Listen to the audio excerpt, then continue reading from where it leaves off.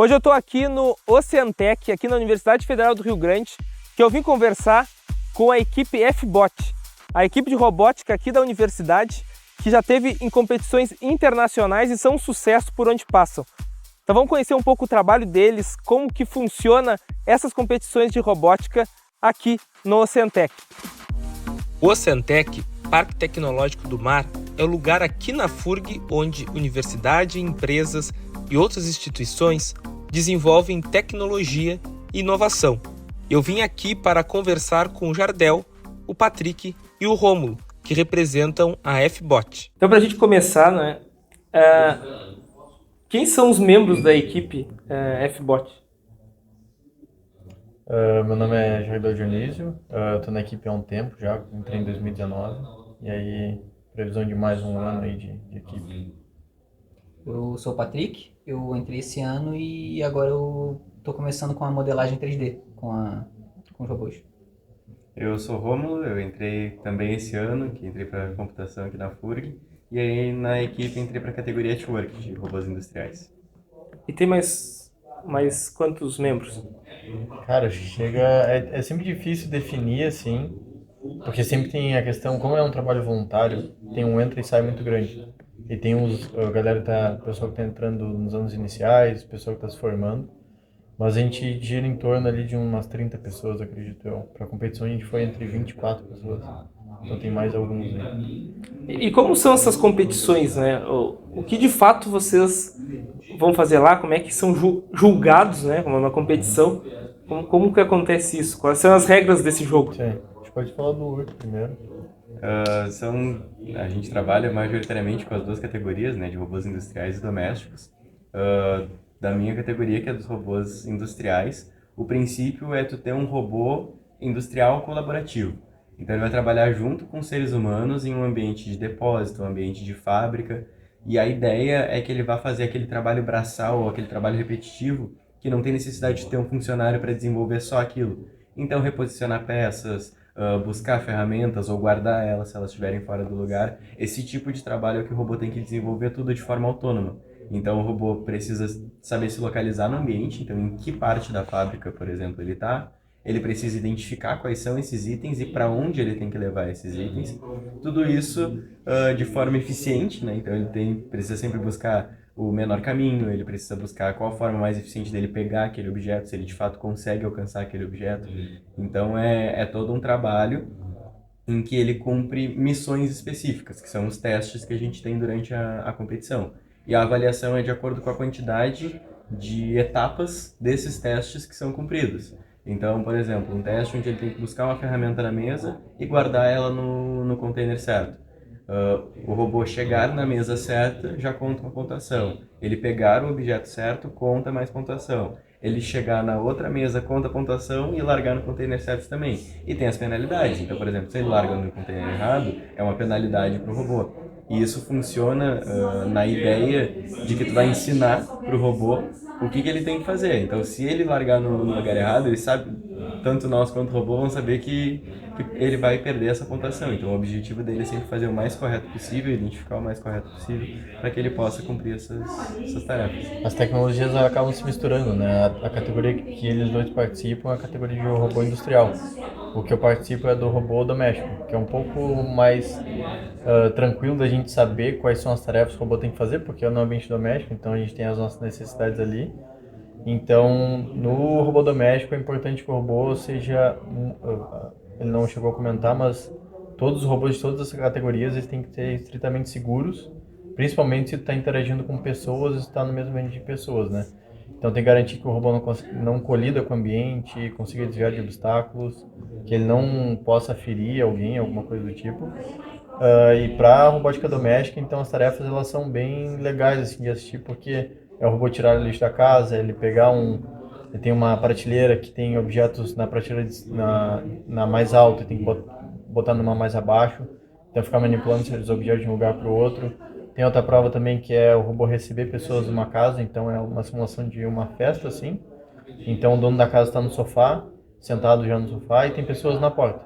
E aí o robô chama uma pessoa para vir, pergunta qual é o nome dela, a bebida favorita, leva a pessoa até a sala, fala pro dono da casa, ó, tem essa pessoa aqui, o nome dela, sei lá, é James, e a bebida favorita dela é refrigerante, e ele vai ver, o robô vai perceber quais assentos vagos que tem e vai falar, ó, tu pode sentar nesse assento, e a pessoa senta nesse assento, e depois o robô vai lá para a entrada até receber todas as pessoas na casa.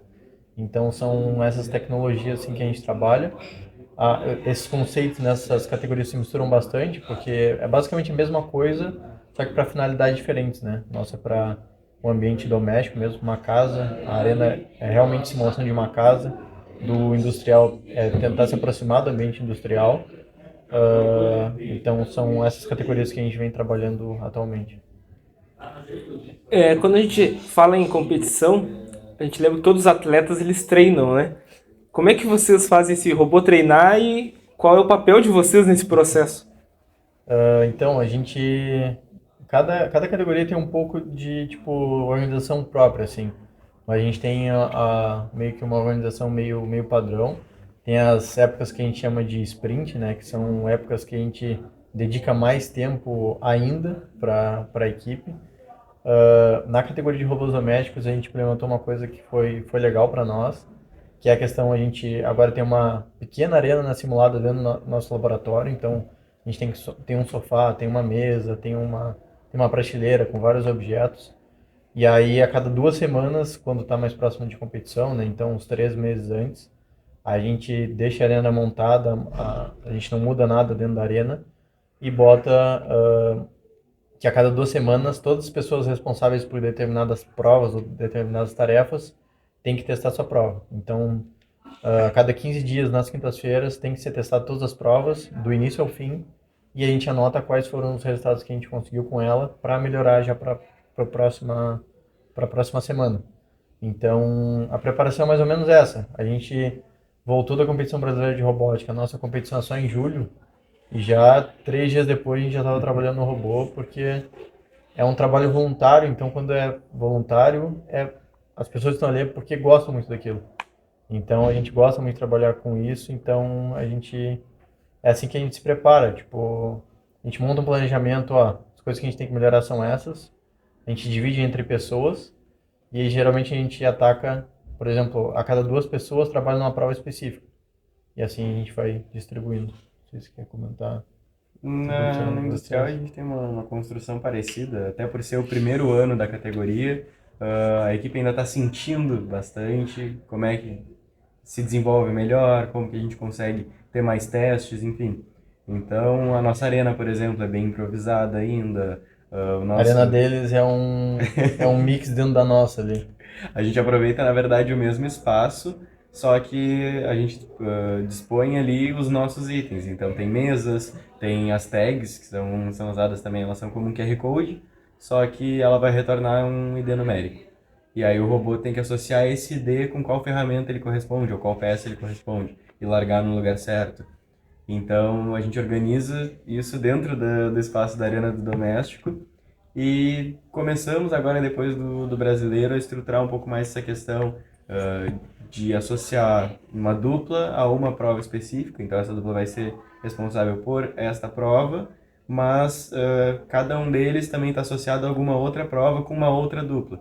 Então isso ajuda muito no entrosamento da equipe, o que é muito importante, ainda mais na competição, que é um ambiente de estresse, um ambiente de tudo precisa ser ágil. Tudo ao extremo, né? E aí a equipe estar bem entrosada é extremamente necessário para a gente ter essa comunicação. Então tu distribui, todo mundo trabalha com todo mundo, e tu faz com que a equipe também ande no sentido do desenvolvimento do robô. O que a gente faz também como eles estavam começando, não tinha tanta divisão por provas, né? Umas categorias que a gente dá mais tempo, por exemplo, eles começou esse ano, a do robô doméstico começou em 2018. Então já é um pouco mais maduro. Quando chega no nível de trabalhar com prova, a gente pega uma dupla, por exemplo, para trabalhar numa prova, só que cada pessoa dentro da equipe tem uma especialidade. Então, por exemplo, o Romo trabalha mais com manipulação, eu trabalho mais com navegação, o Patrick trabalha mais com projeção de peças 3D e etc. Então, além de trabalhar com as provas, cada um tem sua especialidade ali, e a ideia é que o conhecimento não fique somente com o Patrick, por exemplo. A ideia é que ele tenha alguma pessoa que está mais... Ele é novo na equipe agora, né? Mas tem sempre uma equipe, uma pessoa mais sênior e uma mais nova trabalhando numa mesma habilidade, alguma coisa assim, para se essa pessoa mais velha na equipe sair, não se perder o conhecimento, né? E vocês participaram de que competições esse ano? Esse ano a gente participou de 3 competições. A gente participou da competição mundial de robótica, que é a RoboCup. Esse ano foi em Eindhoven, na Holanda. E nessa competição a gente foi somente com os robôs domésticos. Os guris ainda estavam começando na categoria de robôs industriais. A gente foi lá, a gente competiu com 22 equipes, se eu não me engano, a gente ficou em 11º. A gente participou também do Mundial de Drones Autônomos no Maranhão, que é uma outra categoria que a gente tem na equipe também, só que fica em outro laboratório. E a gente participou também da competição brasileira de robótica, que foi a categoria dos robôs domésticos e dos robôs industriais. E como é que é a experiência de participar dessas competições, conhecendo outras pessoas, mas também como vocês são FURG lá, né? Como é que vocês enxergam isso? Mas Uma, tu, espe- tu, uma, tem uma ideia mais... mais nova, uma ideia mais velha. Cara, pra mim, assim, a competição é um divisor de águas, assim, tipo, ou o cara vai odiar robótica, competição de robótica, ou ele vai voltar e no dia que ele voltar, ele já vai querer voltar trabalhando. Então a gente sempre preza por levar o maior número de pessoas possíveis das que a gente considera que trabalham realmente, porque por ser voluntário tem pessoas que dedicam mais tempo, menos tempo, né? Então a gente sempre preza por levar bastante gente, assim. E cada competição é uma sensação diferente. Então, a minha primeira competição foi aqui em 2019, na FURG. Eu estava pela categoria de Legos, né? Robôs montados com Lego. E foi a primeira experiência, assim, era tudo muito novo. E ali eu já estava no último dia de competição, terminou a competição, eu já estava pensando na próxima.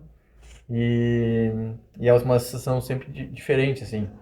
Aí agora, nessa última que a gente participou, para mim, foi muito satisfatório ver o pessoal, por exemplo, no network, trazendo uma categoria nova, eles super empolgados, assim, eles motivados, a gente vendo que eles estavam tendo problemas, e na robótica sempre vai ter problemas, mas a gente comemora quando a gente passa por um problema novo, né? Quando a gente sai de um problema que está há mais tempo, passa por um novo problema, e ver que eles não se frustraram, as pessoas estavam também na categoria de robôs domésticos, o pessoal entrou, se motivou bastante, então essa, para mim, é esse mix de emoções, assim. Quando estava entrando, estava super empolgado de outras formas, agora eu fico empolgado de um modo diferente, né? E para vocês? Cara, falando como alguém que já tinha experiência em competição de robótica, é muito engraçado tu ver uma coisa em nível nacional, porque o meu máximo tinha sido a OBR, a Olimpíada Brasileira de Robótica, que eu tinha participado só das etapas regionais. Então o máximo que eu tinha ido era São Leopoldo.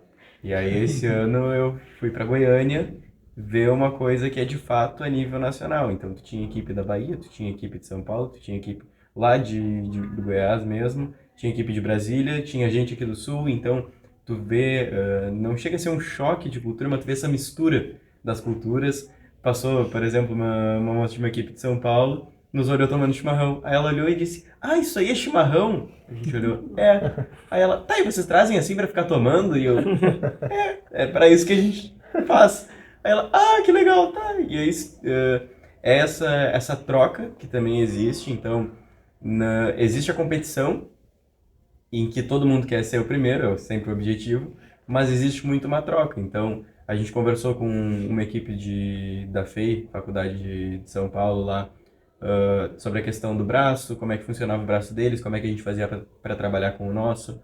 Uma outra equipe da USP, a gente conversou sobre a questão de estrutura do robô, porque o nosso robô era muito diferente do deles. E as nossas pontuações nas provas estavam ficando parecidas. E a gente, tá, e como é que vocês fazem isso? Como é que fazem aquilo? Então existe muito essa troca, eu acho isso muito importante, porque é o objetivo, na verdade, né? A competição, ela é uma competição para tu ter uma motivação. Nada motiva mais o ser humano do que querer ganhar algo. Então, tu ter esse retorno da competição é interessante, mas o objetivo maior é desenvolver a tecnologia. Então, é uma tecnologia que depois vai para a indústria, vai para o comércio, para ir para dentro das casas. Então, o ponto de maior ápice da tecnologia, pelo menos no meu ponto de vista, é dentro de uma competição. porque tu tens muita gente que está estudando para aquilo, sempre buscando estar um passo mais à frente dos outros. E aí, estar lá, ver tudo aquilo acontecendo ao mesmo tempo. Então, eu vi que não era só o Boris aqui que existia, que trabalhava, pegava a sacola e levava. Tinha outros robôs de outros lugares que o pessoal passou o ano inteiro desenvolvendo e que também cumpriam as suas tarefas. Tu via outras equipes que também trabalharam na de robôs industriais.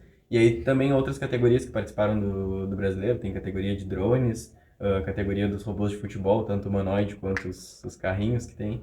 Então é um ambiente completamente novo e é algo que, como o Jardel falou, é um divisor de águas. Ou tu vai odiar, porque é um ambiente caótico, é muito barulhento, é tudo estressante, Se então... alimenta mal, dorme mal, tudo. Não, se eu dormir mais de 4 horas por noite no período que a gente teve lá foi muito. Almoçar às 4, 5 da tarde, então são coisas que acontecem. E é exatamente isso. Se tu gosta, aquilo ali não vai te incomodar.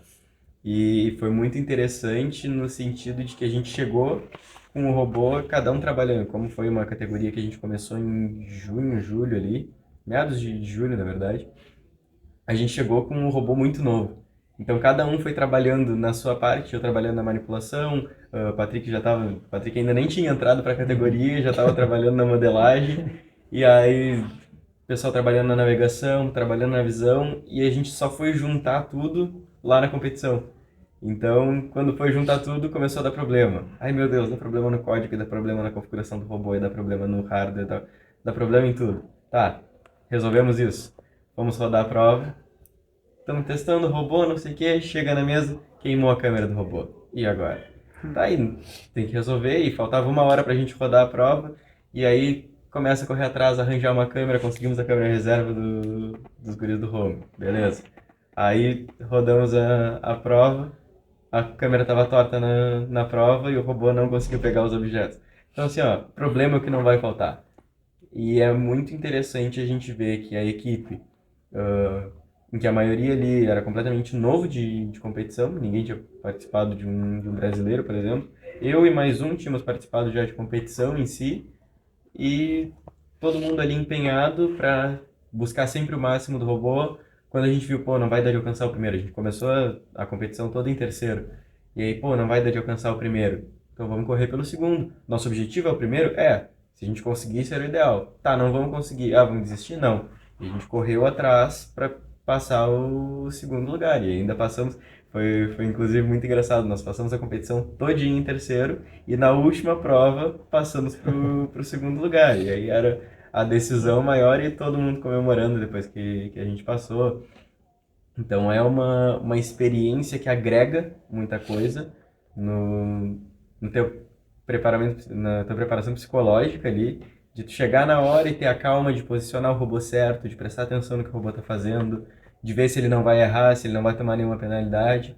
E também no sentido de experiência, de a gente saber, por exemplo, que para a próxima tem que chegar com tudo pronto já. Não pode chegar para arrumar coisa lá, não pode chegar... Tem que ter uma câmera reserva, tem que ter uma bateria reserva. Então, são coisas que agregam no sentido de preparação, mas também no sentido do psicológico na hora lá é muito importante. E é engraçado ouvir ele falando, porque todas essas coisas a gente passou e tudo que ele falou é verdade. E, tipo, se preparar antes, tipo, é realmente isso. É que, claro, como é uma categoria muito nova, tu chega lá, tu não sabe como vai ser realmente. Então a arena pode estar um pouco diferente, as regras podem ser um pouco mal interpretadas, pode ser vago. Como é o primeiro livro de regras, o juiz da competição pode não ter pensado em todos os pequenos detalhes, então fica brechas. Então acaba sendo mais difícil, né? E tu erguer uma categoria do zero é super difícil, então os guris conseguiram abraçar ali, então foi muito legal. Então essa questão de conseguir desenvolver as soft skills também é muito importante, então tu conseguir trabalhar em equipe, trabalhar sob estresse, trabalhar, sei lá, com tempo contado, assim, então é bem legal, desenvolve tanto essa parte de adquirir os conhecimentos que a gente vê em aula ou que não vai ver em aula, e também essa parte de gerir pessoas, liderar e trabalhar com um grupo, né? Um ponto importante que vocês falaram em todo o processo foi resolução de problemas. Vocês têm que resolver muitos problemas, né? E se pegar o ponto de mercado, né, o que esses robôs representam para o mercado, para o desenvolvimento de tecnologia, para a indústria, né, é, a gente vê que são resoluções de problemas que devem ser feitos para a indústria. Mas o que tem por trás de todas essas competições não é só ir lá e competir, não é? Não é só ir lá e a finalidade termina em competir, mas esse processo, o que pode transformar, não é? O mercado, transformar o desenvolvimento de tecnologia, a vida das pessoas, né? Mas também o que transforma na vida de cada um de vocês como profissionais, futuros profissionais da área. Considerando para o mercado, assim, para o ambiente doméstico, a gente trabalha pensando em fazer um robô de serviço geral para casa, né? Mas não necessariamente esse é o único produto. Porque você tem várias partes no robô, então tu tem a parte de, sei lá, o robô se deslocar pelo ambiente. Isso, se tu pegar a tecnologia que a gente desenvolve, é basicamente aqueles robôs aspirador de pó. Tem uns mais burrinhos ali, que ele tem que ficar batendo para ele desviar das coisas, mas tem uns outros que ele consegue ter a percepção do ambiente que ele está inserido, aonde que ele está, ele consegue fazer desvio de obstáculos. Tem a parte também de o robô conseguir pegar alguma coisa. Então, na indústria, por exemplo, tem os robôs que são basicamente só um braço, que botam, que tem que fazer coisa de precisão, então apertar um parafuso, na linha de processo de montagem de carro, enfim, N exemplos, né, a gente tem. Então, a gente vê esse lado do produto do robô completo, mas também tem as partes, né? Então a gente consegue, a parte de navegação também tem os carros autônomos, tem a tomada de decisão totalmente autônoma, né? Então tem uma contribuição muito grande para o mercado, né? Então não necessariamente essa pessoa vai trabalhar com robótica, ela pode trabalhar com essas outras empresas que são coisas separadas, parte de visão computacional, tem a parte de câmera de segurança, tem identificação de coisas, então tu está num ambiente de indústria, numa plataforma de petróleo, através da câmera tu pode identificar se a pessoa está usando os equipamentos de segurança, então usando capacete, usando colete, e aí se não tiver, avisar numa central que determinada pessoa não está usando, então tem N possibilidades que pode ser aplicado isso, né? E na vida de cada um, da minha ótica, assim, eu acho que contribui muito para a formação dos alunos, porque a gente dedica muito tempo na equipe, então, sei lá, o Romulo chega às 7 horas da manhã ali no laboratório e vai embora, sei lá, 9 horas da noite. A gente brinca que ele abre o C3 e fecha o C3, mas, por exemplo, se a gente não tivesse esse ambiente, a gente teria essa disponibilidade de tempo para trabalhar, mas não teria onde trabalhar ou no que aplicar. Então, a gente tem esse objetivo que é as competições, esses deadlines que a gente chama, essas entregas, por exemplo, nos ajuda a continuar sempre em constante evolução e a gente sempre vai bater num problema quando a gente vai aplicar alguma coisa. E resolver esses problemas é muito importante para cada um, para conseguir não se frustrar porque está com um problema, uma dificuldade ali, mas saber passar por esses desafios. Quando passar por esse, vai vir um próximo que vai ter que ser enfrentado também. Então, prepara muito a gente assim nessa questão de soft skills, que é a gente conseguir resolver essas situações. Então prepara muito bem assim para o mercado. Muitos ex-membros da equipe que foram, sei lá, os primeiros da categoria dos robôs domésticos, falam que o que a gente fazia na equipe, tipo, se adequa muito bem à cultura de grandes empresas e que quando a gente vai para essas empresas a gente está muito bem preparado pelo trabalho que a gente desenvolve. Acredito que, falando no sentido indústria, como uma categoria de robôs industriais, eu acho que o objetivo é exatamente esse. Tem como já deu falado, tem N aplicações de robôs dentro do mercado de trabalho em geral. Então é sempre um medo das pessoas, os robôs vão substituir o trabalho humano, que daqui a pouco as pessoas não vão ter mais emprego.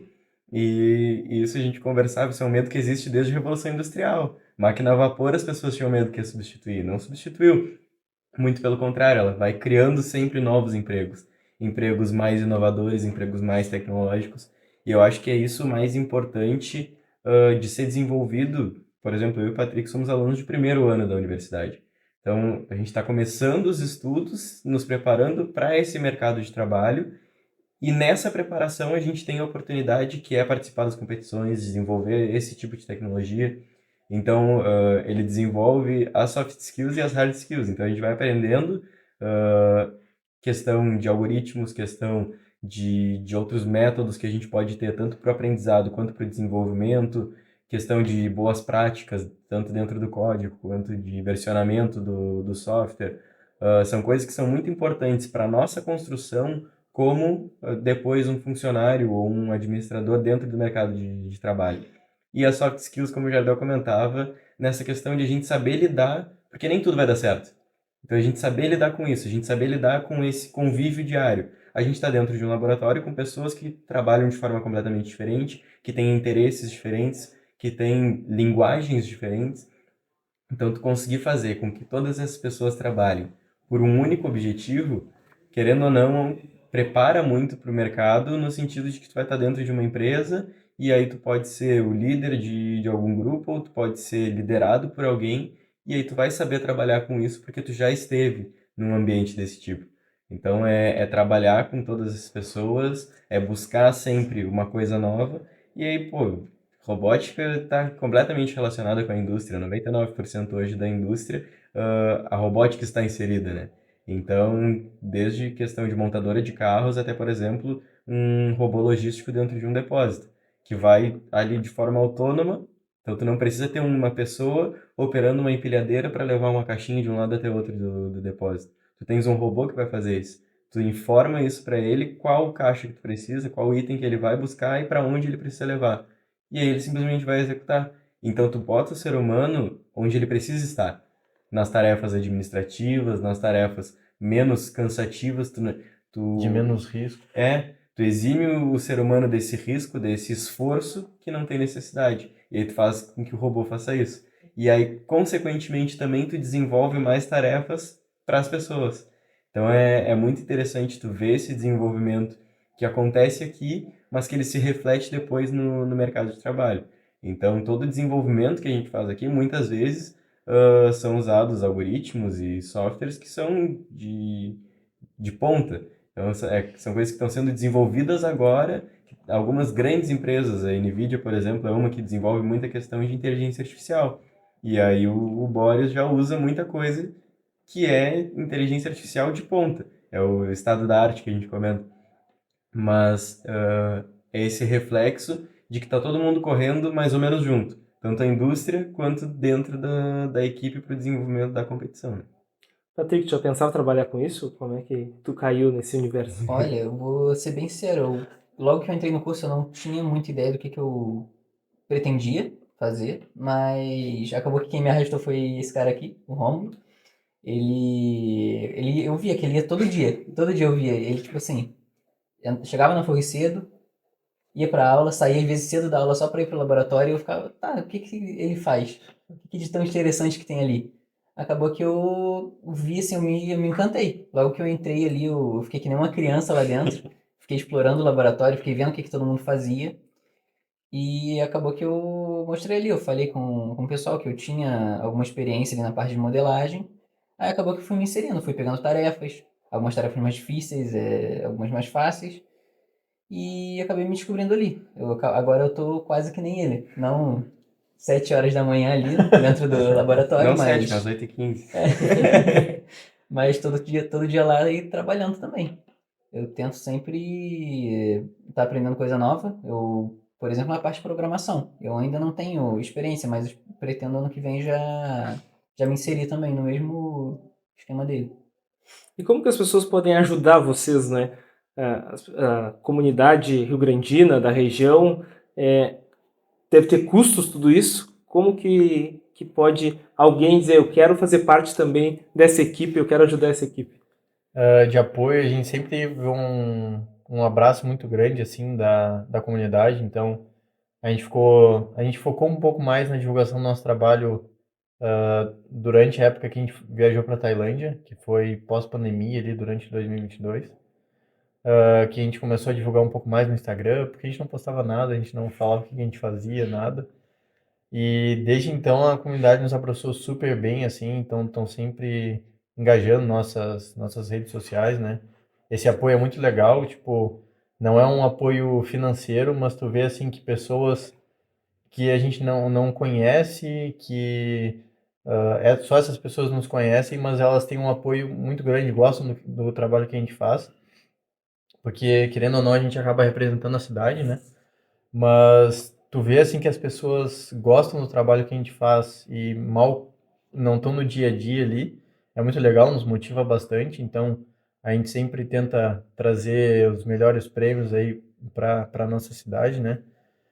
Então, um desses tipos de apoio é essa questão de nos seguir nas nossas redes sociais, né? Compartilhar, dar like, etc.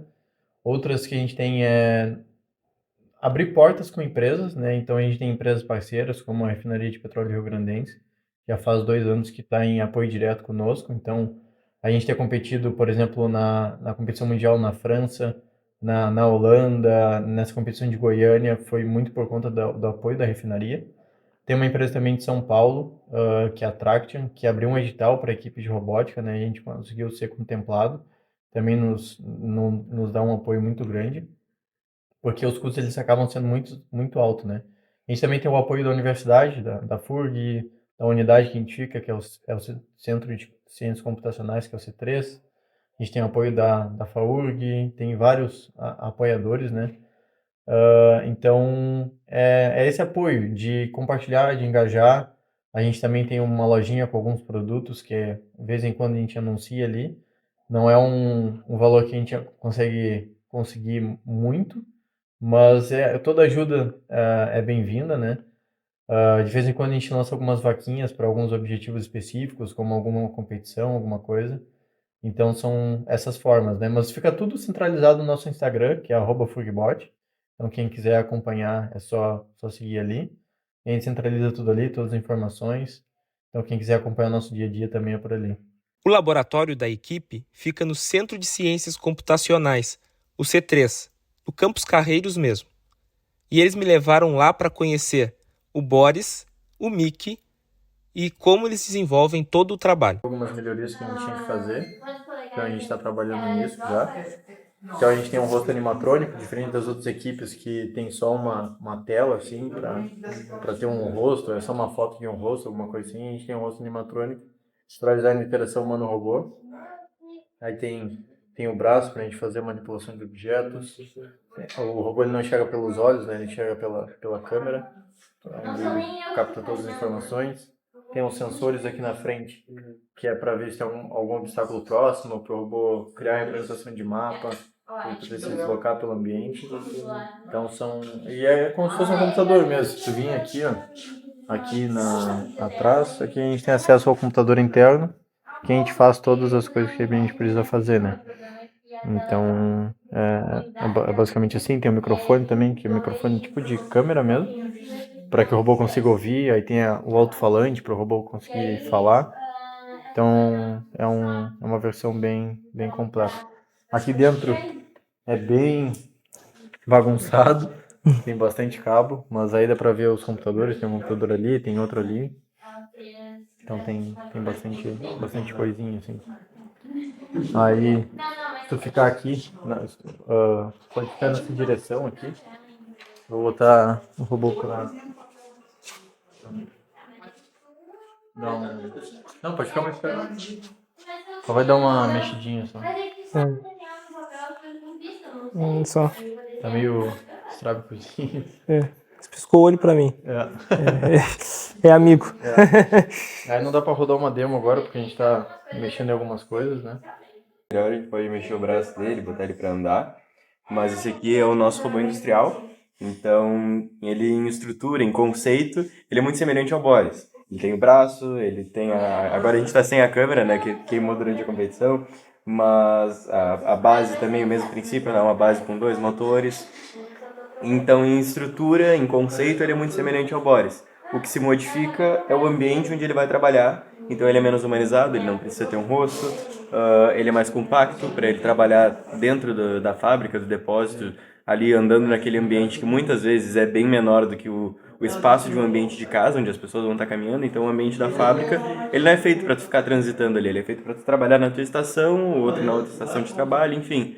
e aí para o robô poder transitar ele acaba sendo menor. E aí, claro, grandes semelhanças, que é o botão de emergência que eu comentava, da importância da calma na competição. Para evitar uma penalidade, tu pode ir apertar o botão de emergência do robô. E é um ponto muito importante de saber quando que ele precisa ser apertado. De tu não apertar ele nem antes, nem depois da hora certa. Então, às vezes, foi na nossa final, inclusive, se eu não me engano, o robô fez muita feição de que ele ia bater na mesa. E isso nos daria uma penalidade que nos impediria de ficar em segundo. E eu fui com a mão no botão, e a gente também não pode tocar nem interagir com o robô. E aí, no último momento, assim, eu fiquei parado, ele não encostou na mesa, e aí tá, eu já voltei. Mas... Até tem uma questão, não é? Que as pessoas dizem que os robôs vão viver por si só, né? Vão ter a inteligência deles vai ser retroalimentar, eles não... Será que esse botão aqui vai fazer parte da vida das pessoas para desativar se ele quiser viver por si só? Muito provavelmente. Nossa maior ideia é o quê? É ter os robôs sob o nosso controle. O robô nunca pode fugir do nosso controle. Então, tanto a programação quanto o controle dele operando. Se a gente está operando o robô e ele faz algo que não é aquilo que a gente tinha como objetivo, a gente tem que ter uma forma de parar com isso. E aí, durante a competição, a nossa forma que tem é com o botão. Aqui a gente tá o robô completamente bagunçado já. Se o Boris é bagunçado por dentro, o nosso tá ainda pior. Tanto por ele ser um robô comercial, então a estrutura dele é limitada a isso. A gente pode modificar a altura das prateleiras, quantas prateleiras vão ter. Aí a gente pode botar ele no chão até para ele dar uma passeada. Aqui, claro, ele vai estar sendo alimentado, controlado, aliás, por nós, mas a ideia é que na competição ele é autônomo. Então a gente não tem nenhuma interação direta com o robô. O robô, ele sabe qual tarefa que ele precisa cumprir e como que ele vai cumprir essa tarefa. E aí, baseado nisso, a gente também tem ele é um computador, é uma Intel NUC, a dos guris só é um pouquinho maior, que faz esse processamento das informações do robô, e nada mais é do que o cérebro dele. É como ele vai saber o que ele precisa fazer, como ele vai agir em cada situação. E aqui a gente pode mexer o braço dele também. Oh.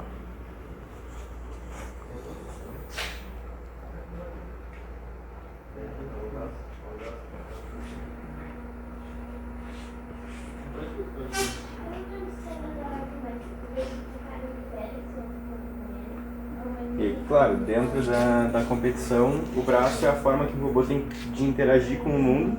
Então ele tem 3 conceitos-chave, que é a forma como ele percebe o mundo, que é a câmera que ele tem lá embaixo, o sensor de mapeamento. O braço, que é a forma como ele vai, de fato, interagir com os objetos, pegar e levar para outros lugares. E a base, que é como ele se locomove pelo nosso mundo. Se vocês quiserem ver depois, aqui tem a forma, de fato, como ele vê o mundo. Então tem toda a configuração do robô em si, em que a gente tem o modelo 3D dele, com o braço.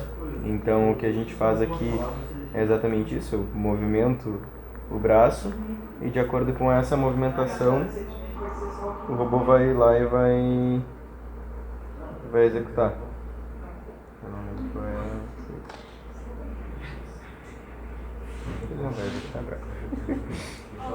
E tem também a forma como ele percebe o mundo. Então a gente tem um mapeamento. Aqui, claro, está com um mapa errado porque ele está com um mapa lá da competição. Essa aqui era a nossa arena lá.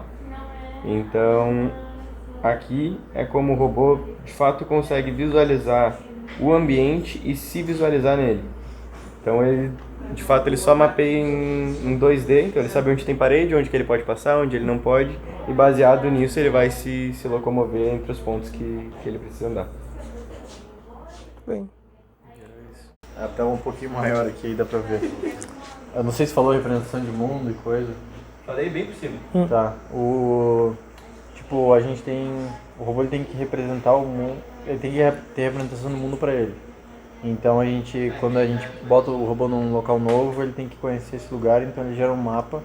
E esse mapa ele é 2D, então ele não tem altura, né? Ele é chapado no chão. Então são detalhes não tão visuais para nós, talvez. Mas a gente tem as informações aqui das limitações do mapa. Aí a gente tem acesso às câmeras aqui do robô. Então, essa é a câmera sem nada e essa é a câmera com a detecção. Então, se tu vê, o Patrick tá ali, ele tá identificando como person aqui, né? Significa uma pessoa. E ele tá botando também vários pontinhos nas juntas dele. Porque em algumas provas a gente precisa identificar para onde a pessoa está apontando. Então a gente faz uma análise das juntas para ver para onde, que direção a pessoa está apontando, né? Então, aí aqui também o robô ele tá colocando o Patrick lá no mundo dele, né? Então o Patrick ele tá aparecendo ali. Então é assim que o robô interpreta o mundo. Aí quando tem essas manchas pretas aqui, é porque é uma região que o robô ele tem que evitar, porque provavelmente ele vai colidir com alguma coisa, porque ele identificou alguma coisa ali na frente. Então é assim mais ou menos como funciona. Aí tem um robô também aqui no mundo, ele é um pouco mais simplificado, então ele é uns caixotes, umas geometrias simples, né? E aí, da mesma forma que ele é construído aqui, ele é construído digitalmente. Então, tem um arquivo lá específico que a gente fala as geometrias que ele tem, onde fica cada coisa, que ele tem uma representação certinha aqui do mundo. Então, esse mundo aqui tem que estar igual ao mundo. Esse mundo digital tem que estar mais ou menos igual ao mundo real para ele saber mais ou menos onde é que ele está, como que ele vai conseguir fazer as coisas.